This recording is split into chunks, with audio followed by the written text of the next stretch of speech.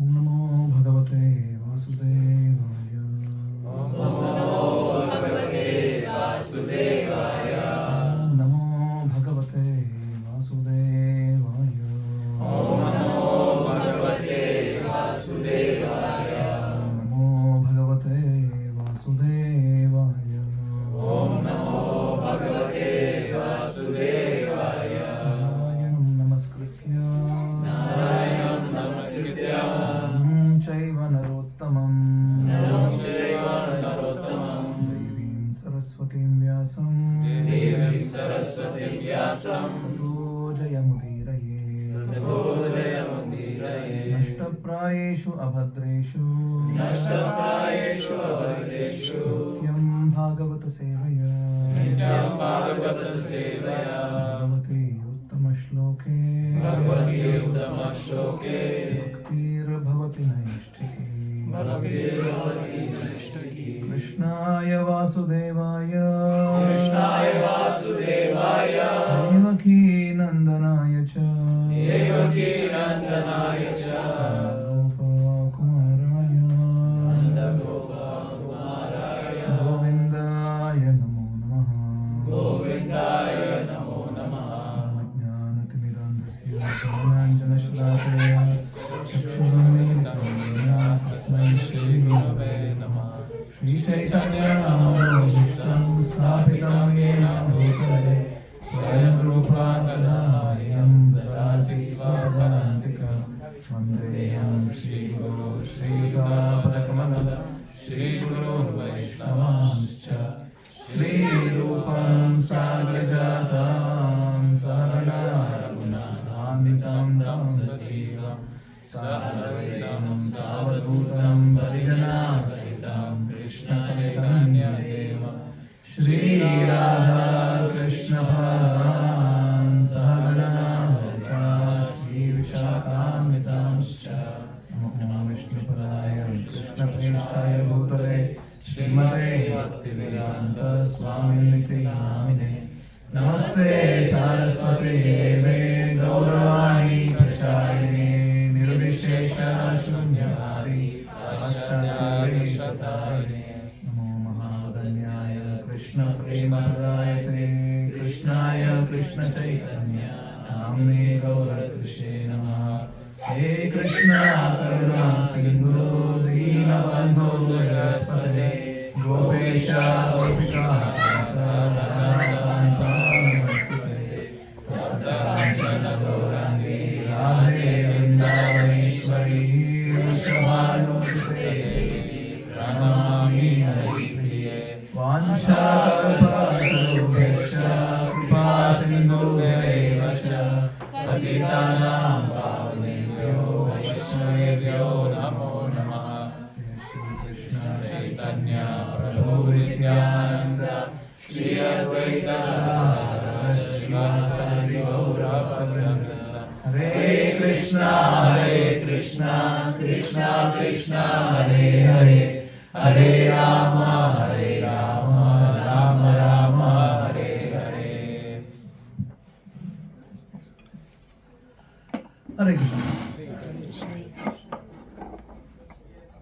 See, a few devotees were there in the morning. Can we just quickly raise hands if you're there in the morning? I don't know how many. Okay, so I'll calibrate with that because many were not there. So we started with this theme, cherished dreams of life. We recited a shloka from Srimad Bhagavatam, 6th canto. We can just start with that, resume with that, so that there is some connection there.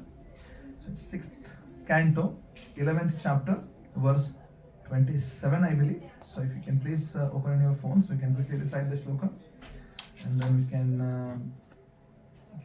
start our evening discussion on the topic. So 6th canto, 11th chapter, not 27, it is 25.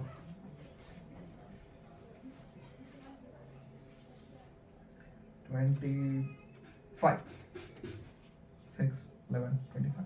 We did 27 also, but yeah. If you have your phones, database.io and Srimad Bhagavatam, Shall we do it? Please repeat. Nanakapristham na cha parameshtyam Nanakapristham na cha parameshtyam Sarvabhaumam narasadhipatyam Sarvabhaumam narasadhipatyam Yoga siddhera punarbhavam va Yoga siddhira punarbhavam va Samajjasattva virahasya kangshe My Lord, source of all opportunities, I do not desire to enjoy in Dhruvalokam or Vaikuntha planets, Nakaprishtham, the heavenly planets or the planet where Lord Brahma resides, nor do I want to be the supreme ruler of all the earthly planets or lower planetic systems. I do not desire to be master of the powers of mystic yoga, nor do I want liberation. I have to give up the lotus feet. So we had quite a lot of discussion. Vaibhav, this will be online the morning's session. If somebody wants to see, when will that be? It will be in YouTube later? Yeah, I'll upload like later Okay. on, maybe In this a week. week? This Okay. week, something like this. So if you are thinking that maybe I'm missing a bit of connection, you are encouraged to go and look at what Vaibhav Prabhu will upload somewhere this week. But we started discussing about dreams. What do we really want to achieve in our lives? If there is something which we really feel that I need to get this, and did a lot of soul searching, sort of, and churning of some thoughts surrounding our own activities. So this series of verses which we recited, we did a lot in the morning, the one which we recited now. It's being recited by a person who was the greatest Rakshasa the universe has ever seen, perhaps. His name was Vritrasura. So Rakshasa is reciting. And in all other Vedic literatures, this Rakshasa is condemned like crazy. You take Rigveda and even in Ramayana, there is a reference. And his enemy, Indra, is glorified. Srimad Bhagavatam is the only literature wherein this aspect of Vritrasura is, it's coming out in public. Because Srimad Bhagavatam deals with what that is really inherent to a living entity, the character of a living entity when it is surrendered to Krishna. So, to begin, there are going to be a lot of names today.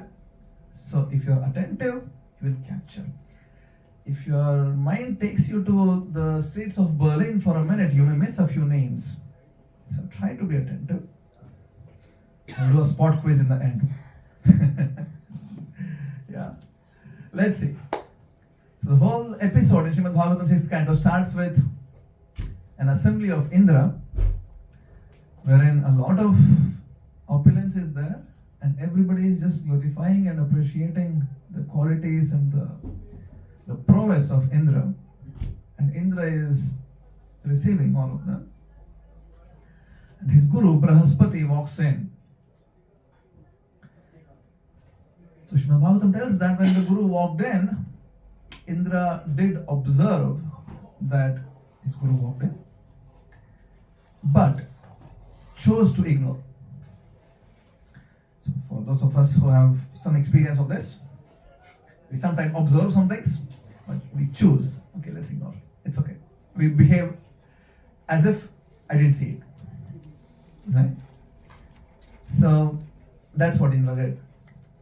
He saw his Guru walking in, but he was so enamored by the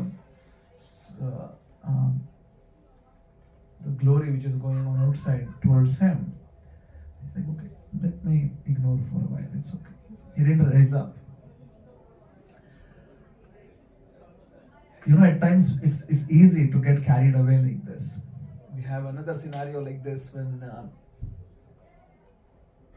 a person by name Romaharshana is speaking Srimad Bhagavatam. The sages in Naimisharanya, we discussed about them in the morning. The sages in Naimisharanya, headed by Shaunaka, they were doing thousands of years of big sacrifice nothing for their own sake, but just for the benefit of us great Kali Yuga verses. Right? We all. Amazing personalities with an amazingly dumb intelligence. Right? That's how they characterized it. And literally they ask, Manda Sumanda Matayaha Manda Bhagyahi Upananta. Amazingly dumb intelligence. Always anxious. Having short lives. So these sages were contemplating and they were acting, they were performing this yajna for the benefit of us. If you think about it, it's a bit heartening that there were people 5,000 years ago who were thinking about us. Maybe because of their piety, we still have got something. Srimad Bhagavatam is there with us today. So anyway, the person who was speaking to them is by name Romaharshana, and this person was the disciple of Vyasa. So when Vyasadeva, he divided the Vedic knowledge, which was all one in the beginning. So as they made it into Rig Veda, Yajur Veda, Samaveda, Atharvaveda, these are Upanishads, this is Vedanta Sutra, these are Puranas. So he gave one to one of his disciples, and Puranas have happened to be given to Romaharshana. His surname was Suta. Right? So anytime you have in many Vedic literatures, different Puranas, if you have heard of Suta Goswami, it is basically this person. Right? If you have experience of performing even Satyanarayana Puja, there are stories which come up there is discussion between Suta Goswami, and this is the person, Romaharshana, who is speaking the Puranas. And one day, Balramji happened to walk in, and everybody stood up. All thousands of sages, they all stood up, except one person. Right? It's an easy guess. No. So we have already moved out from the story of Indra. I just digressed. So Romaharshana didn't stand up. He is thinking, see, what are Puranas? Puranas are basically stories wherein you get an experience and an exclusive story about how to surrender to Krishna. Right? Krishna tells in Bhagavad Gita, Sarvadharman Parityajya Mamekam Sharanam Vraja.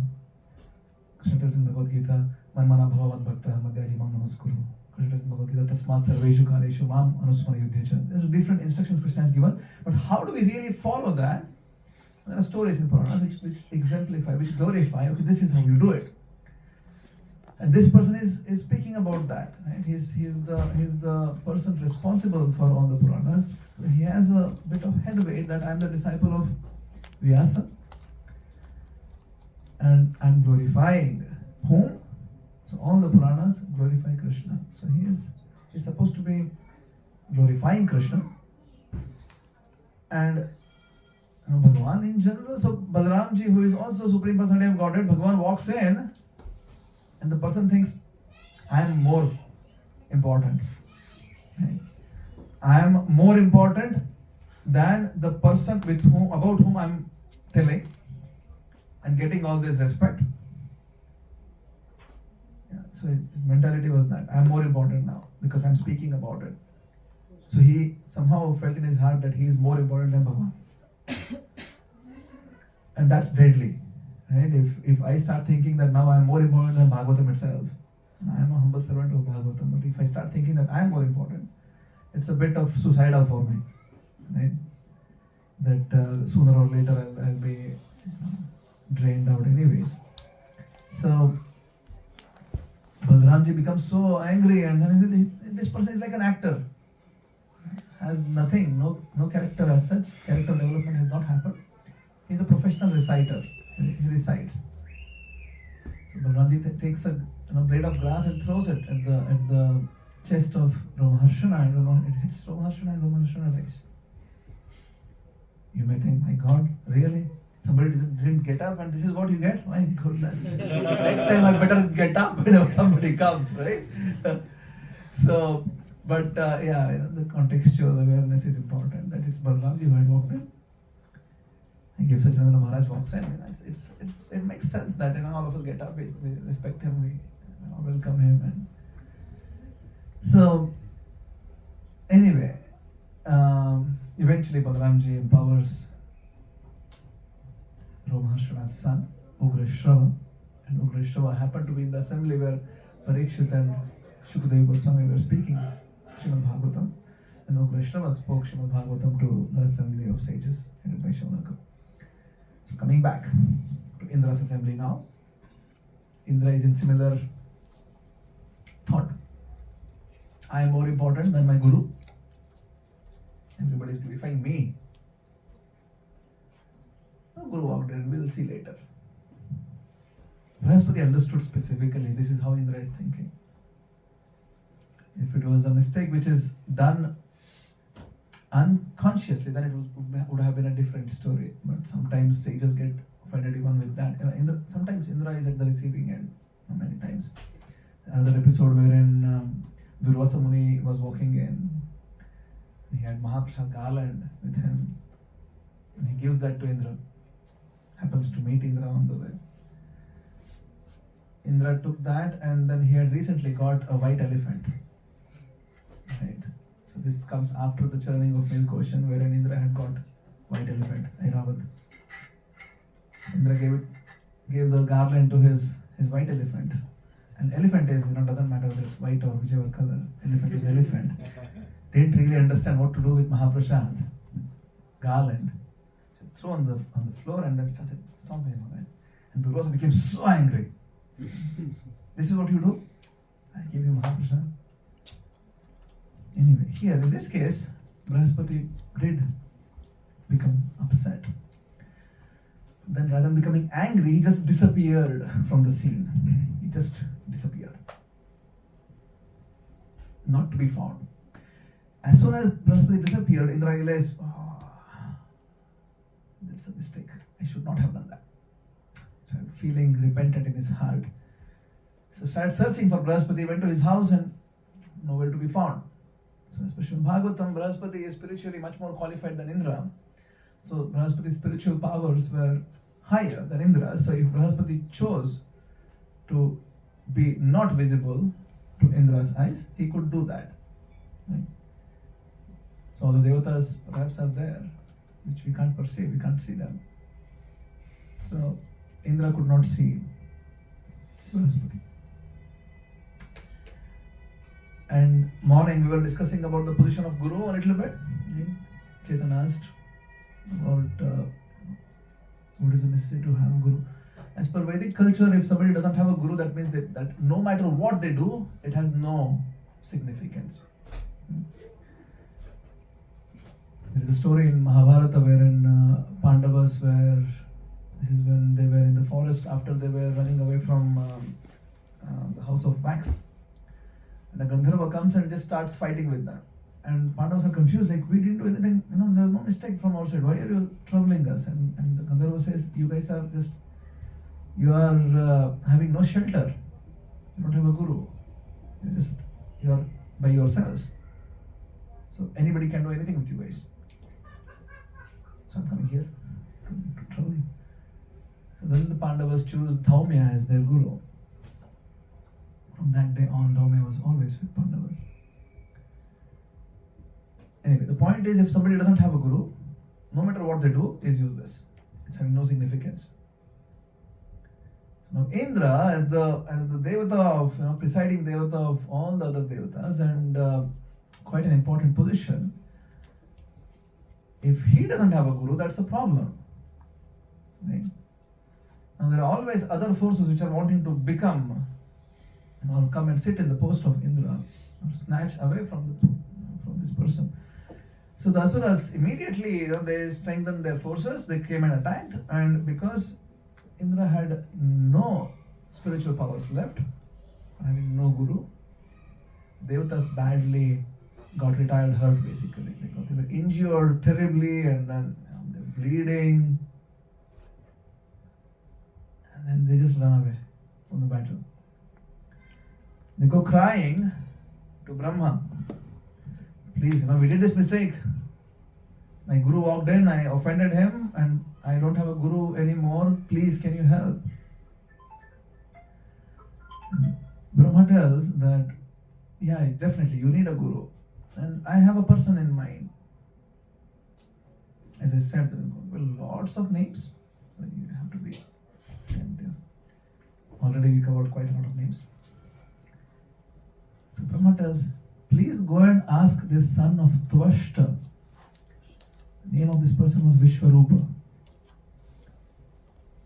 He is a very nicely qualified person. He is a nice qualified Brahmana. Please go and ask him to become your guru. With his blessings, you will be able to regain your kingdom. So Indra and all the devatas, they straight away went to the place where Tvashta, his son Vishwarup, is there. This person was a very interesting character. He had 3 heads, and one head was used to drink not alcohol as such, but something like a heavenly beverage. So one head was always drinking. The other 2 heads do everything else. One head exclusively dedicated for drinking. Heavenly beverage. But was a qualified Brahmana, and the devatas approached him and offered respect. Vishwarup, can you please become our guru? And Vishwarup told, well, I could, but I'm so young. I'm just such a young person. I'm really not, I don't think I'm qualified to become guru of all the devatas. Moreover, my father Tvashta has association with you guys, but my mother, she is associated with all the Daityas. So ultimately, there's basically two dynasties, right? So one is, there's a sage Kashyapa, has 2 wives, Ditya and Aditi. All the sons of Ditya are called as Daityas. The lineage which comes from there is Daityas, and that which comes from Aditi, Adityas.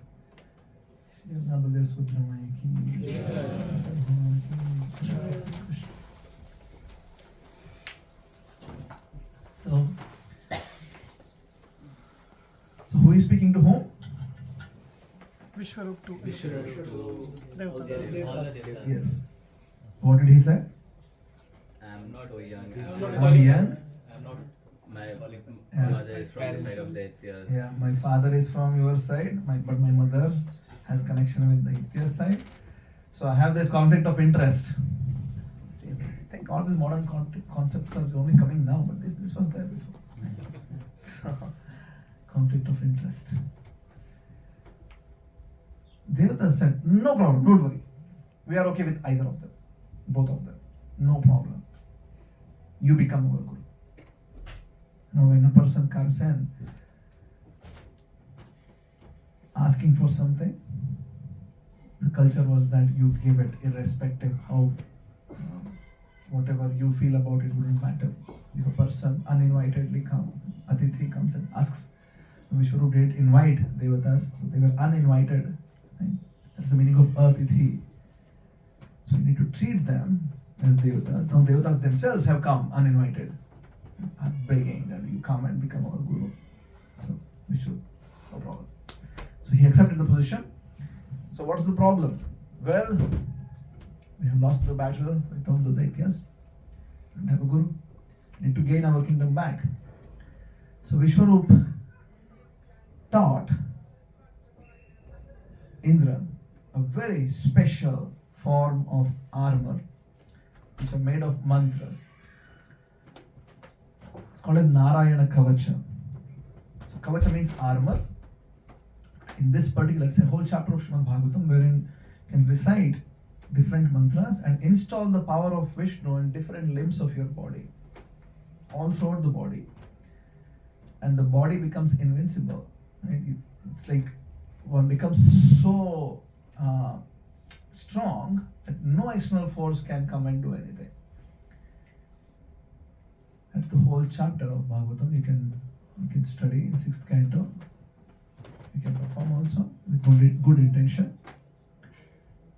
So now Indra gets what? Narayana Kavacha taught by Vishwarup. Indra became so strong. He just went to the battlefield. People felt we can't fight really. It's a lost cause. He was shining. Just chased away everybody, slaughtered. Entire army, whatever was there, was fully rooted basically, just floored. And Indra is just de facto boss now. I became so happy, very happy. I totally, the root is gone. The root cause is eliminated. Entirety of all they're all destroyed. Very happy. Again, started enjoying and forgot that he actually didn't have Brahaspati on his side. So maybe Toshta delivered. Right? So quite good. He's very happy about the new guru also, and eventually he started getting news that the small sections of demons were coming from, and they were coming. Small powers which are opposing forces were coming up. And Indra is a bit confused. How is that? I thought I just eliminated the whole. What's happening exactly? Isn't it? But that's what happens. If somebody, there is a statement, if you really want to know someone's character, give them power. Right? You'll get to know what is the character. Because when somebody doesn't have power, it's very easy to become very humble. Give them power, you understand what happens, right? So that's unfortunately is, we may all think, I'm not like that. There was also a king, we'll discuss about him later. So, seemingly a normal person, seemingly a normal king. About his story will come afterwards, come in this story. So, the point is, the power has the ability to corrupt the mind. The moment you get the power, it's very easy to just go away from being what is to be grateful, to be having respect. So all those things, it's a bit challenging. But the very moment that the power is questioned again, and then suddenly you start thinking, I can't leave this, what should I do? So Indra is like a bit too anxious now. I can't let my chair to be taken again. So he starts running here and there and just figuring out what's that. And figures out that there is a person who is empowering all the devatas and also empowering all the daityas. And it's not a trick question. You can guess who it was. Not Brahaspati. Vishwarup. He had told before, right? Already. I have correction. You have to. So what Vishwarup would do is, he would perform yajna for the benefit of all the devatas. Like Swaha, Indra, Nama. This is for Indra. This is for Chandra. This is for Agni. This is for Vayu. He would give all devatas. Other side, he would also this to this asura, to this asura. He would also give to them, right? So, and Indra is in a bit in fix now that this guy is the root cause now. He forgets that this guy helped me to gain.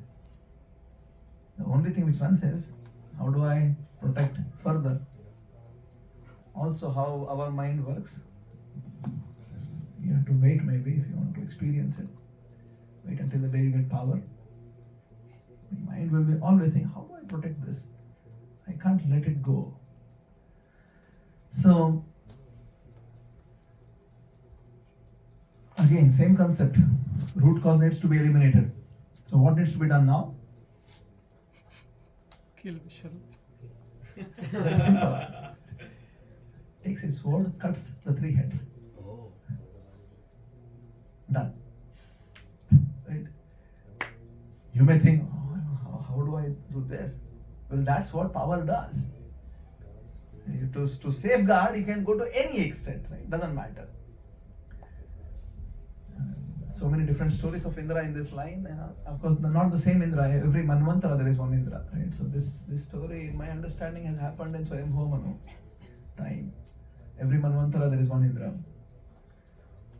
Last Dwapara Yuga, when Krishna came, Indra came running to Krishna, telling that my mother Aditi's earrings also, this demon, he came, attacked me, defeated me, and then to humiliate me, he took my mother's earrings. Can you please go and kill and bring it back? So Krishna went with Satyabhama, killed Narakasur and got all the stolen jewels, and then brought it back to Indra and gave it to him, along with Satyabhama, of course. And when Indra received everything, he was very happy. Great, thank you. While going back, Satyabhama told, I like this tree, Parijata. So Krishna told, no problem, I'll pick one for you. So from Indra's garden, Krishna just picked one tree. He's taking. They became so offended. How can this person come and take my tree without my permission? He went and fought with Krishna and got defeated.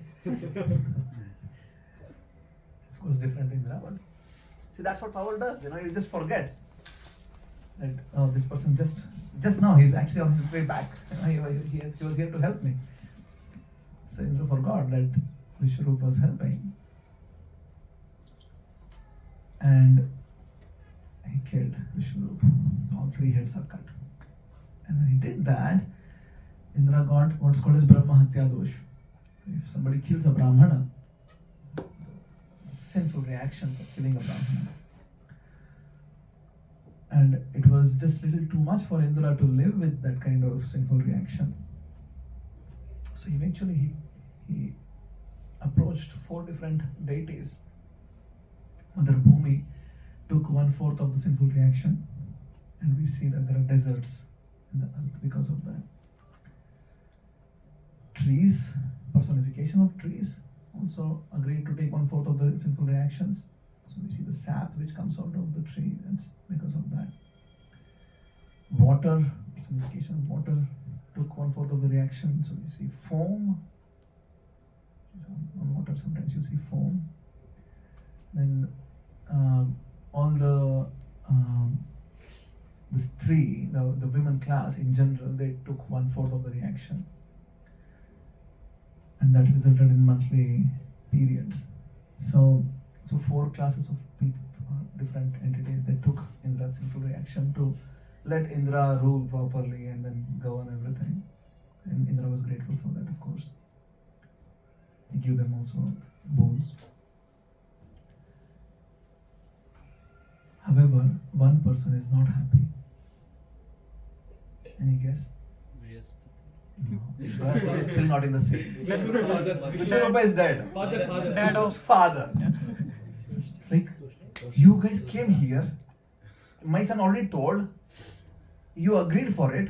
You got benefited. And now you kill my son? This is not acceptable. This person has to be taught a lesson. I'll right now perform a sacrifice and will create a being which is going to kill Indra. So he started a huge sacrifice. Started reciting mantras to create a being which is going to come and kill Indra. But there was a little mistake in the meter. He was reciting. Now, Sanskrit, all the mantras for the yajna, they are all swara mantras. Basically, it's not just a straight line. It's about the modulation. Swara, you have to raise sometimes, lower sometimes. The whole meaning changes if you don't do that. So in spite of his attention, he ended up reciting that I want a son who is going to get killed from Indra. But anyway, there was a huge creature who came out of the fire sacrifice. It was so huge that he would encircle the entire creation. If he would walk, doesn't matter which time of the day, it would be as if like, okay, night now. The other side would not be able to see anything. He would cover the whole. So in Sanskrit, that's Vritta means that's something which is encircling. Now this is Vritrasura, one who is just so huge that he walks in and it's only night on the other side. He would just come and pick people like it and eat. Morning, yeah, I'll eat a few people. Just go around, pick a few, and Brahmanas were his best target. And when Devatas saw this, they were like, now game over. They were so afraid. Vritrasura was given one instruction. Your brother has been killed by this rascal Indra. Go and kill this person. One instruction, right? And the whole cause is very clear. What I need to do is very clear. I need to kill this person. Vritrasura attacked. And Indra and others, they saw Vritrasura approaching. There's no need to fight also, right? Just better run away. Everybody ran to Brahma. Brahma had no solution. Everybody is taken to Lord Vishnu now. And they were just praying. Anyway, my dear Lord, you know everything. But still, we need to tell you that this Vritrasura is creating havoc. He's killing Brahmanas. There is no Vedic culture anymore. He's here. He wants to kill us. Please, you are our shelter. Please protect us. Please tell us a solution. What should we do? And Lord Vishnu very interestingly responds that those who come and ask for material things are foolish people. Right? Those who approach me and ask for material gain, material things are foolish people. And if someone fulfills other person's material desires, he is bigger fool. Still, anyway, you guys have come. I'll tell you what should be done. Go and approach this sage, Tadhyancha. Already too many names for him. Who? Tadhyancha. Another name of this person is also Dadhichi. Tadhyancha Rishi or Dadhichi Rishi. So Vishnu tells, please go and ask for the backbone of this person. And let Vishwakarma, who is the architect of the Devatas, let him make a weapon. The Dhyancha is so powerful. You see, we talked about a protective shield. What was the name? Narayan Kavach. Narayan Kavach. Narayan Kavach was realized by the Dhyancha Rishi in his tapasya. He eventually taught. Through him it went to Tvashta and to Vishwarup. So this guy has been practicing Narayan Kavacha since a long time now, and he was a pure devotee. So Vishnu tells, please go and ask for his backbone. He is very pure, very strong. His backbone will be infused with my energy because he had realized Narayana Kavach and he's been practicing that. And if you can make a weapon out of it, with that weapon you will be able to kill Vritrasura. And Devatas made a team to go there.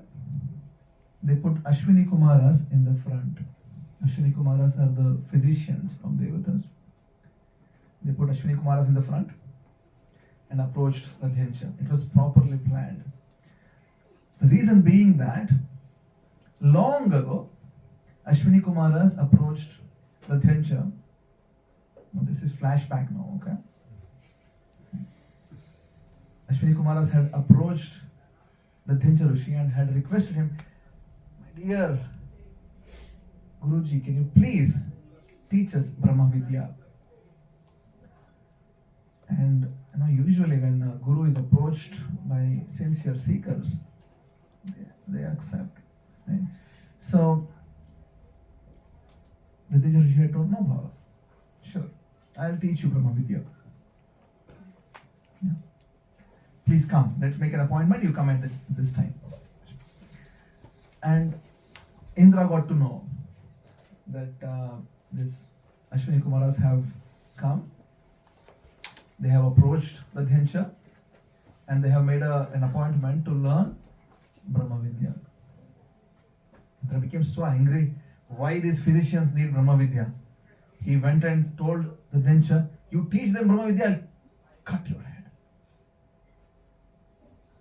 And the Dhyancha is like, I just want to share knowledge. So when Ashwini Kumaras came for the appointment, then she told him, this is what happened. You went, Indra came, this is what he has told. I teach you Brahma Vidya, he will cut my head. Ashwini Kumar was told, let's fast forward the process. We will cut your head. Not out of anger, but they told, we'll cut your head. We'll fix a horse head to you. You teach us Brahma Vidya through horse head. And Indra will come and he will cut the horse head and we will put your head on it. Yeah. So amazing arrangement. So they themselves cut the head of Adhyancha and then put a horse head there. And then there is a saying like from the horse mouth, right? Knowledge from the horse's mouth. So this is what it is. Knowledge from a horse's mouth. So they got Brahma Vidya through Adhyancha, and eventually Indra came and cut the head, and Ashwini Kumaras put the rear head of Adhyancha. So the Joshi, he was favorably disposed towards Ashwini Kumaras. Now coming back, so Indra and everybody, they make a plan now that because you guys were his students before, let's put you in the front. And now we go and ask for not the head, we ask for something more. Somebody come and asking a favor. I want something. Please, Prabhu, can you give this to me? Yeah, please tell me, what do you want? I want your backbone. Which literally means that I have to die, right? So as soon as they came and they put this plea forward, and then they just wanted to have a lighter conversation with them. So told, my dear Devatas, what are you asking? Everybody, one's own body is the most dear thing. You may tell them, no, I love my parents more, I love my children more, I love my wife or husband more. No. You love your own body most. Everything else is because of the bodily understanding, right? The relationship of husband, wife, children, mother, everything is all based on I am this body. Right? So for anybody, one's own body is the most dearest. So he tells to Devatas, how can you ask this? You can ask something else. And Devatas tells second chapter of Bhagavad Gita, you're not the body.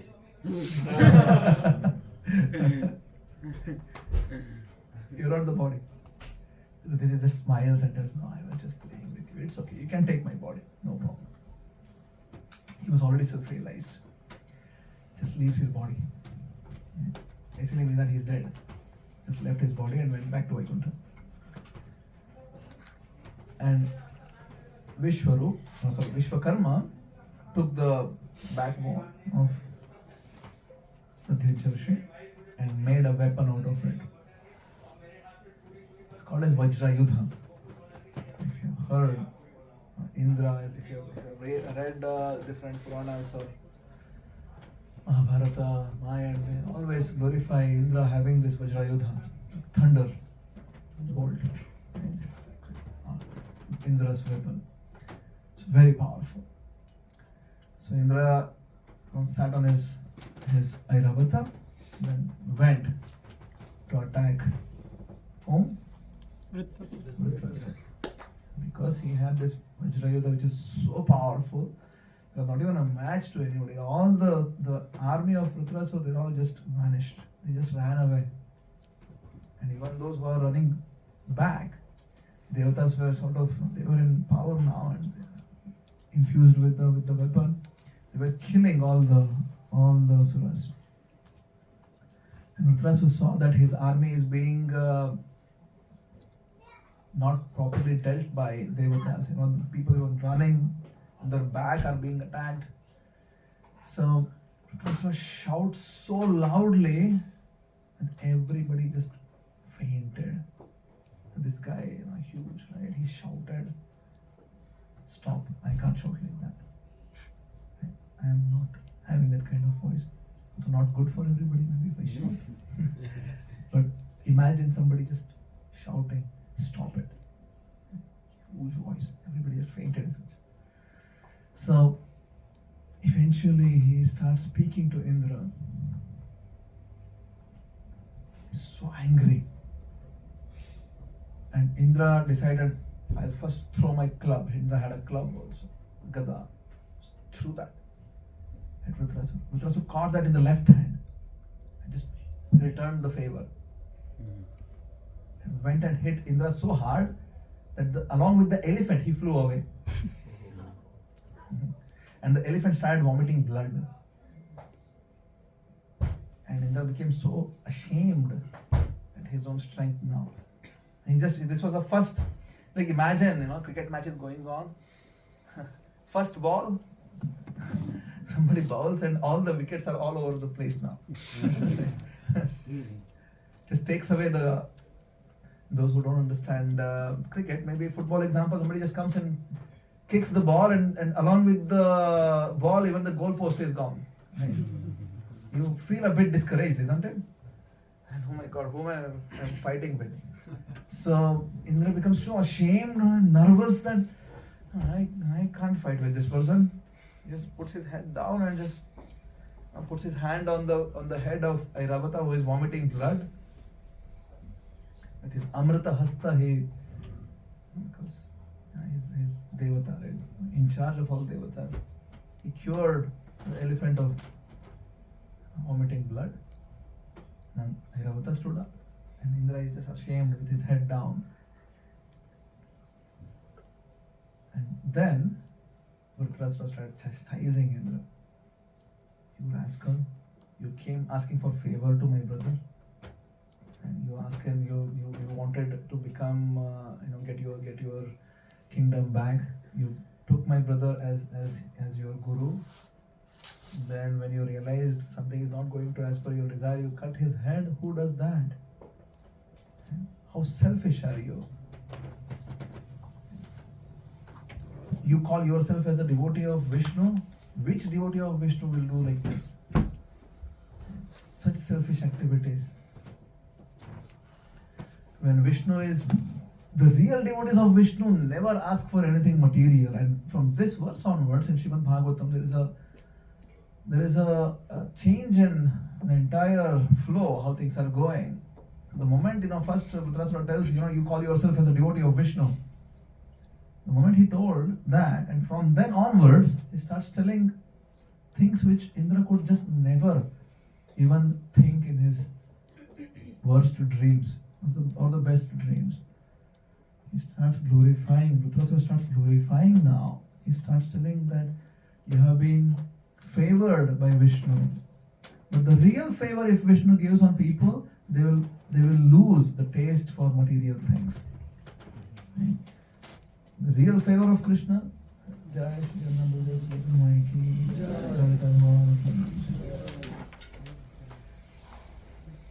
we lose the taste for anything which is material. And then he starts telling, anyway, you have been given this weapon by the blessings of Vishnu. Please come and kill me with that. I want to die. You want to enjoy this kingdom by winning this battle? For me, losing the battle is more glorious. That's what I'm anticipating for. Previous ages, battle had only two outcomes. Not win and lose. Win or die. Right? So, Dhritarashtra tells, for you, winning is what you are anticipating. But for me, I want to die. I have been yearning for the day. When will the day come when I go and serve my dear Ishtadev Sankarshan? When can I get that opportunity? I can go and render service to this person. I've been suffering so much with this body. I just look forward to the time when you come and you kill me. Sometimes we as living entities, we win, sometimes we lose. Krishna is the only person who is always victorious, and I want to go and serve that person. And Indra is listening to this, and Indra's head starts spinning. And God, what's going on? I don't understand what's going on. He had just killed a Brahmana before. Now this one turned out to be even bigger deal. He's a Vaishnava offering direct respect to Sankarsana as if he is just seeing Sankarsana, Bhagavan. So Dhritarashtra is just offering his prayers, and that's what we were discussing in the morning, a series of prayers wherein Dhritarashtra is telling that I don't want Vaikuntha, I don't want heavenly kingdom, I don't want yoga siddhis, I don't want any enjoyment. Only thing which I desire, a few things. Those who were there in the morning, can you please think? What? Association of devotees. Friendship in the association of devotees, yes. Serving Lord. Serving Krishna directly, yes. What else? And friendship with everyone. Yes. What else? That my mind, my consciousness, and my entire existence be surrendered to you all the time, Krishna. So he starts telling these things. And in the other verse which we discussed, just like how a baby bird is waiting for its mother to come and feed, just like how a calf is waiting for the time of milking so it can go and drink the milk. Similarly, I'm just waiting for the day when I can go and serve Krishna. And when Indra heard these things, Indra was in absolute shatter. My God, what is this? I don't want to fight anymore. I have no interest of fighting anymore. This is it, done. Right? And Vritrasura was becoming so impatient that Indra is not coming to fight anymore. And Vritrasura is feeling, I want to die. This person is not attacking at all. He starts scolding Indra again. See, Kama, Krodha, all these things, if they are induced by themselves, it's okay. But to externally induce it, it takes quite a lot of effort. Right? So Vritrasura had to induce the Krodha, the anger in Indra now. And so starts chastising him like anything. And eventually Indra becomes angry. Takes his Vajra and just goes and cuts the arms of Vritrasura. Bhagavatam tells that like, as if the mountain is bleeding. That's how the vision was. So, but then he didn't want to kill. He felt this person is a devotee. I can't kill this person. And Vritrasura becomes so impatient and so frustrated that he just picks Indra, just like he would eat anybody else. He just ate Indra. It becomes very peaceful and leaves the body. Indra is in the stomach now. Has his Vajra still. He uses that to cut, to come out. And Vritrasura just fallen. And Indra took 1 year to cut the head of Vritrasura. And as you can guess from the previous story, what would have happened? When Indra killed Vishwarup, what happened? Brahmahatya dosh. Now a bigger dosh came because this was a devotee of Krishna. So the whole sinful reaction took a form of a witch and started chasing Indra. And Indra just had to run away. Went to Kailash region. In a lake, found a lotus and went inside the stem of the lotus and hid himself there. So the universe doesn't have Indra anymore. And inside the stem, Indra started worshipping Lord Shiva and Mother Lakshmi. Bhagavatam tells with that, eventually he was able to get rid of all the sinful reactions. And during the period when Indra is gone, some Indra was needed.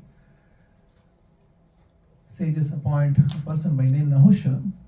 I told, remember, I'll tell a story of what happens when people like us will get power. Remember? I made a statement that if you want to get to know the character of a person, give them power. And I had told I'll tell a story afterwards. So Nahusha was approached. Nahusha had already performed 100 Ashwamedha Yagas. So if you also do 100 Ashwamedha Yaga, you can become Indra afterwards. Yeah? If you ever want to be. So he was approached and told the position is empty, the post is empty right now. We request you to come and become Indra. Nahusha was very good king. He's a really good person. Very devoted, very pious. So he was given the post of Indra. He sits on the chair of Indra and starts thinking, I'm Indra now. Looks at the wife of other Indra who is hiding, I want her. And this Devata said, Devi said to Nahusha that you let Saptarshis carry a palanquin for you. Come to my house with all the Saptarshis, the 7 great sages holding the palanquin. Nahusha said, no problem. So he called for all the Saptarshis, they all came, take me there. So they were holding him. And this guy is behaving bit so slow. I believe it was Agastya who was a bit shorter. Go fast. Why are you so slow? And in Sanskrit, one of the calling for going fast is Sarpa. No, move fast. And he was shouting, Sarpa, Sarpa. The sage became so angry. You idiot. First of all, you are making us to do things which are like so abominable. And now you are asking us to go faster. You go and become a Sarpa yourself. So the person just fell down. His tenure was quite rather short. He became a big, huge python. And eventually the story comes back in Mahabharata when Bhima was one day roaming around and this guy just caught hold of Bhima, and then eventually Yudhishthira had to come and Nahusha had to ask a lot of questions which Yudhishthira answered, and then that's how he eventually got his body again, and when the body went back. Anyway, Indra, the real Indra, is in the stem of the lotus in Kailash region. And then Parikshit asked a question. Now, you all have heard the story. Many of you may have many questions. Right? Why this, why that, how this, how that. If somebody wants to just shout out, I'm not going to answer, but just shout out. What are you thinking after hearing so much? And just to take a pause maybe. What's your most burning question in the heart right now? In the context of this story, okay? Oh, if you have heard it. Anyone? So, what happens if someone unintentionally offends? Okay. Anyone else want to ask anything else? I just only want to know questions. I'm not going to answer, okay? I want to know the questions. What is there in your heart? Because Parikshit asked the question afterwards.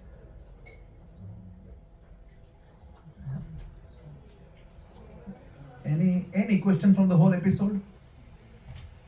Anybody? No questions. Silence.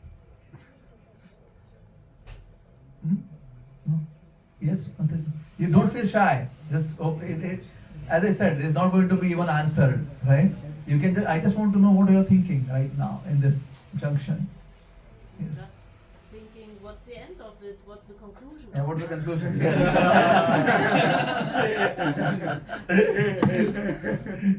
Yes, what else? I again, only questions. What is the name of that python? Okay, what is the name of the python? That's what Chetan is thinking. Okay. What else? Yes. How is it possible that Indra got rid of this big apparat? Amazing. How is it possible that Indra got rid of this big killing of a Vaishnava by worshipping Shiva and Lakshmi? Good. Amazing. Thank you.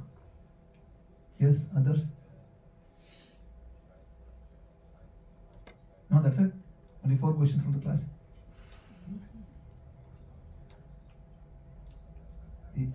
Feel free. Who was Vritrasur? Why he born in a devil being a devotee? Yes. Who is Vritrasur? Yes. What else? What should we learn out of this story? What do we learn from this story? Good. Yes. How come even the sages like the Saptarishis have anger? How they they have felt anger? offended? Okay. Yes. Did Indra lose his pride? Did Indra ever improve? Yes. Yes. What else? how come Nahush was such a wonderful, pious king, and once he entered Yes. this position, he Yes. wanted something. So Yes, amazing. What else? Good enough, maybe. So perhaps many others who don't want to speak, that's okay. So Parikshit asked something in line with what Raghav Prabhu said. How is it that Vritrasur was such a horrible Rakshasa, was able to remember Sankarshan when he is about to die? What is the secret here? What is it? What's going on exactly? All the questions are relevant. Every question is relevant. Perhaps some other Puranas take a different route. Maybe then they, there are different Puranas which describe Karma Kanda, right? Specifically the question which you asked, how do I get rid of this sin? How do I get rid of this sin? How do I get rid of this sin? Right? Maybe then the question would be, what exactly Indra did? Because he did something, he got rid of his sinful reaction. What did he do? So, and some other information-based questions. But I think amongst all the questions which was thrown on the table, two questions which were something which Raghu was telling him. What's your name? Sorry. Clemens. So what you were saying. So if other Puranas perhaps would have taken that question and could have perhaps given some more emphasis and some more, and Srimad Bhagavatam doesn't even appear. Because Srimad Bhagavatam, as I said, is trying to bring out the essential character out. Right? All the stories, whatever are there, are focused towards bringing this, what is a heart of a devotee who is similar to Krishna. That's what is being emphasized in Srimad Bhagavatam. Not the technicalities, not the rituals, not the how to improve better, how to get rid of simple reaction. That's perhaps is not dealt with the kind of importance some other Puranas deal with, for example.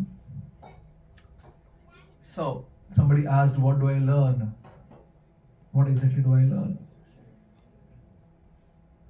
So many things, I would say, just in this episode, if we start thinking about it, life lessons.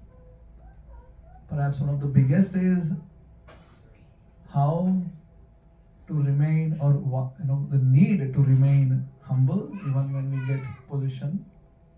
Otherwise, we are stuck in a loop which is not really beneficial. But the real lesson, if you want to learn, you have to come tomorrow morning.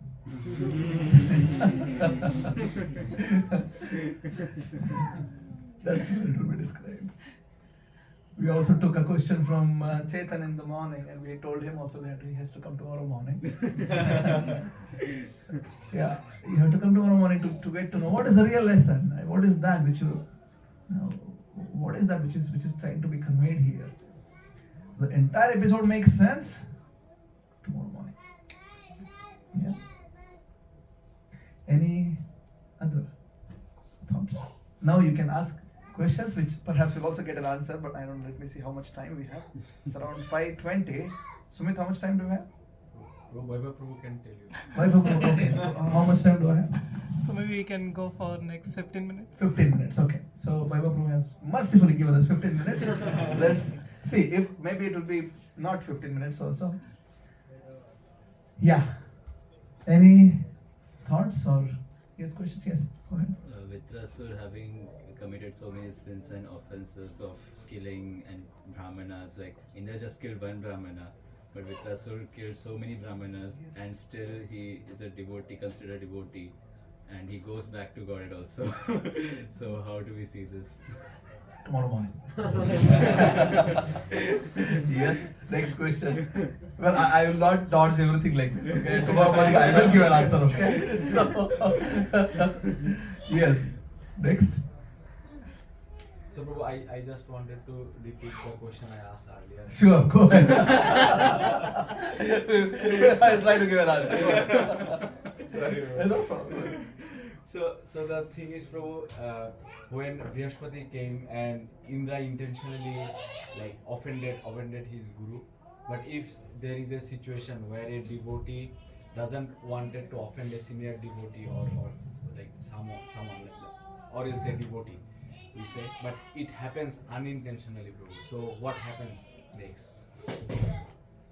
If we understand that because of my action somebody is hurt, it's good for us if we go and apologize. Yeah.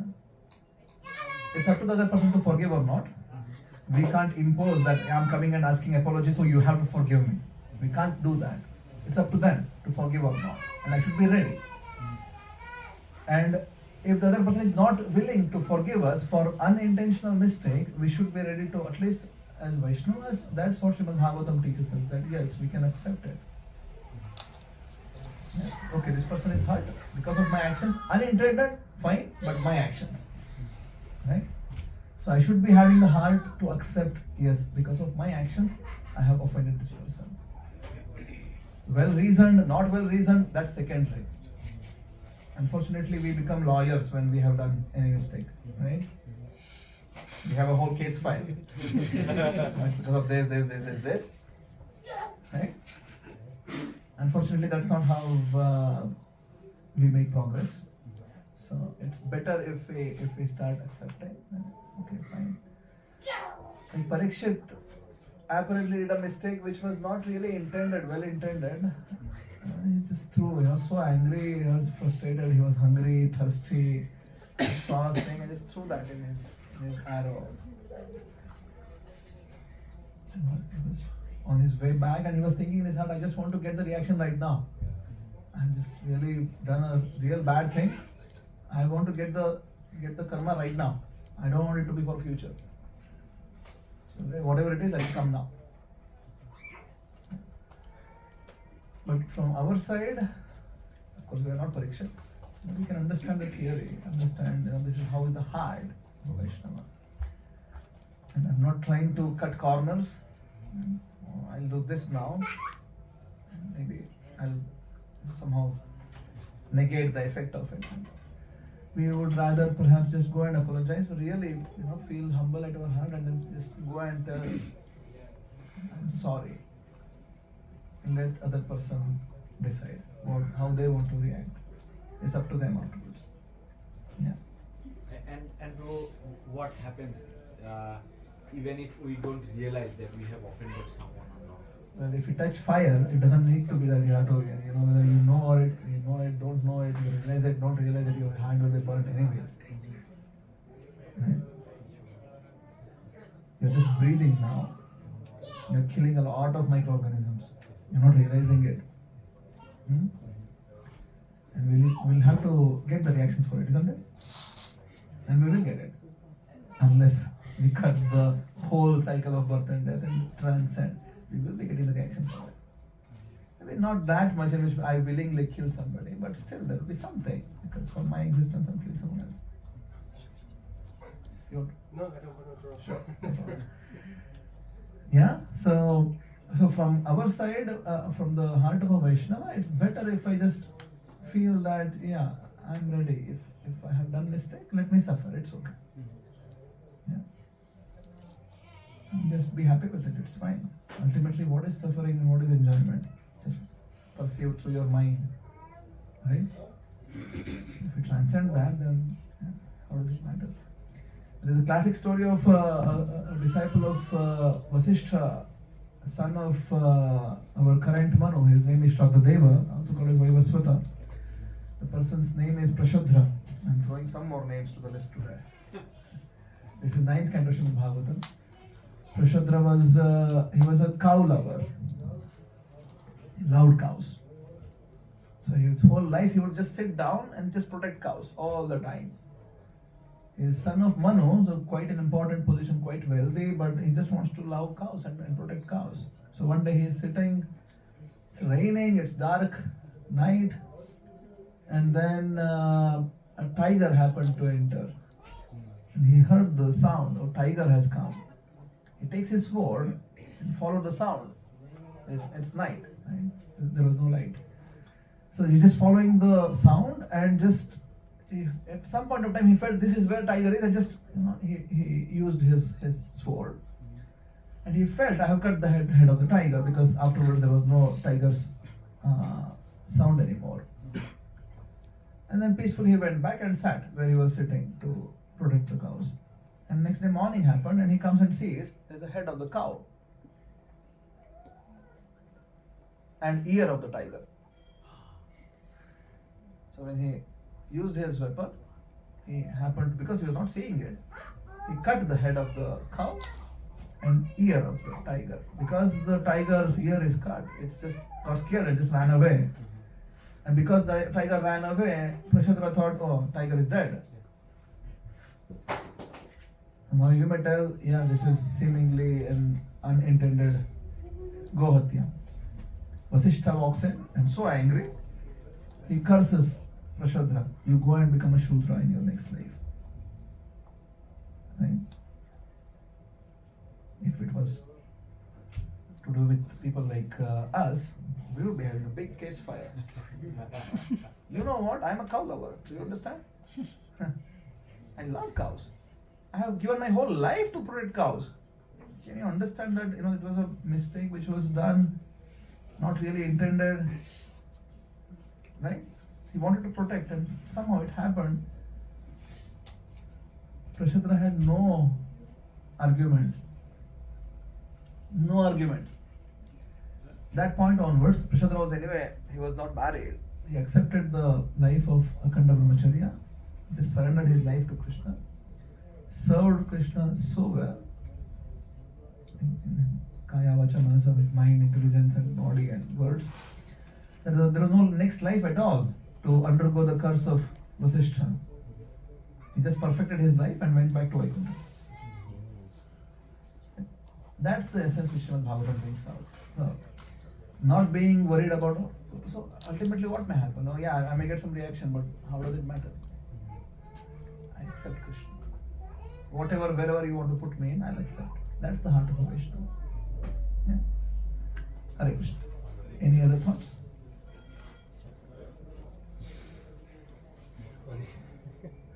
Please. What happens to Vasishtha's curse? Isn't it that the curse has to become truth? Yes, it's a karmic reaction, right? So that's what curse is. But when Krishna has given assurance that Mamekam Sharanam Vraja Aham Tvam Sarva Papebhyo Mokshayishyami Ma Shucha. Don't worry, I'll take care of it.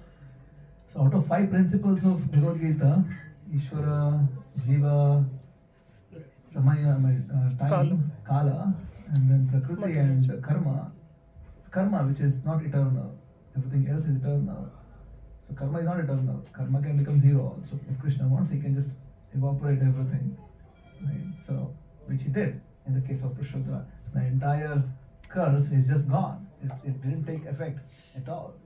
Because this person is fully purified and is back with Krishna.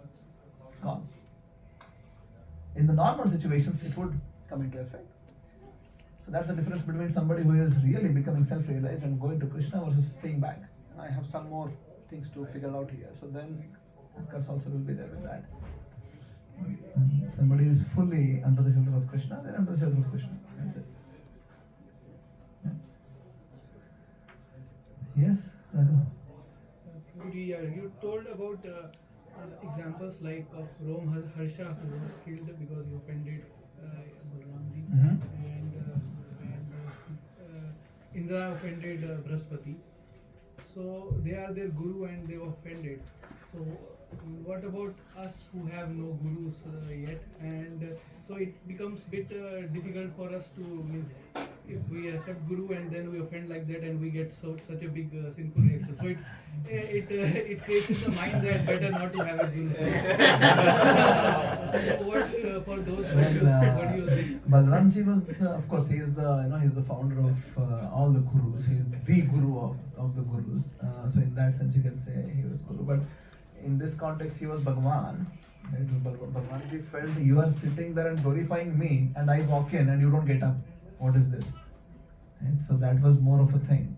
So the person, as I gave the example that I'm sitting and glorifying Srimad Bhagavatam, and if I feel in my heart that I am more important than Bhagavatam, that's suicidal for me. It's as good as I'm dead. So So that's what Balaram did to this person. You know, you are sitting and reciting the glories of me, and I walk in and you think you are more important than me. How does that make sense? It doesn't make sense. You're dead. Better you die. Right? So, in the case of Indra, that was it was a conscious mistake. And, so there's so much of glory here, so much of wealth and opulence. People are worshipping me. Guru. Okay, we'll see later. Now, in our context, if somebody doesn't, ultimately the instruction is clear. Anybody who is senior needs to be respected, right? The Shastras tell you, see anybody, even a sannyasi, doesn't matter which sannyasi it is, guru or not guru or whoever, you see a sannyasi, you have to offer dandavat pranams. If you don't do that, you have to fast for the day, right? So, because it's an offense, we need to respect the renunciation, even if the person is not your guru. In general, we need to respect everybody. So, now if we don't do that, and willingly, if sometimes it's not possible to do that, so we can do it in our heart, right? Let's say you're sitting with 1,000 other people and there is no space for you to get up and offer dandavat. You can offer in your hearts. Ultimately, the mood is what is. If you are offering respect, dandavat, and thinking that this person, I don't like him, what is the use? On the other hand, you can be just sitting and not realize the time and circumstances not allowing you to stand up and offer, but then in your heart you do it, and then when everybody gets up and go afterwards, then you can offer respect. It becomes a bit of technical, how you do it, when you do it, but heart is what is most important.